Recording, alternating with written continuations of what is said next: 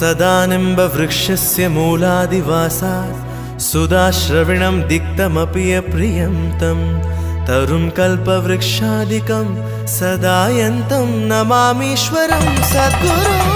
साईनाथं தஞ்சமே சாயென்று தவமங்கு நடக்க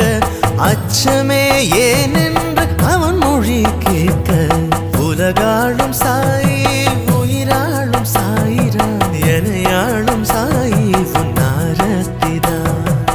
உலகாளும் சாயி